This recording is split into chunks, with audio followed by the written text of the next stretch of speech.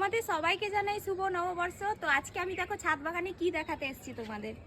এই যে দেখো, এতদিন তোমাদের আমি বারবাডোস চেরি দেখিয়ে এসেছিলাম, তো এইটা কিন্তু আমাদের ব্ল্যাক সুরিনাম চেরি।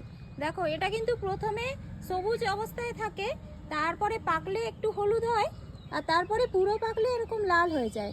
তো এটা কিন্তু এখনো পুরো পাকেনি, আর কিছুদিন পর পাকবে, তখন আমি তুলবো। দাঁড়াও, তোমাদের এই যে নামটা ঠিক করে দেখাচ্ছি। এই দেখো, অ্যাকচুয়ালি জিলস ব্ল্যাক সুরিনাম চেরি, দেখো নামটা লেখা আছে। তো এটা কিন্তু প্রথমে কাঁচা অবস্থায় তোমাদের দেখাচ্ছি, কাঁচা অবস্থায় কেমন দেখতে হয়। দেখো চেরিটা, দেখো পুরো সবুজ রঙের দেখতে হয়। তারপরে পাকলে এরকম দেখো লাল হয়ে যায়। তো এটা কিন্তু খেতে কিন্তু খুব মিষ্টি হয়, আর কিন্তু বড় হয়। সাইজটা দেখেছো কত বড়? এমনি যে নর্মাল চেরিগুলোর থেকে কিন্তু এর সাইজটা অনেক বড় হয়।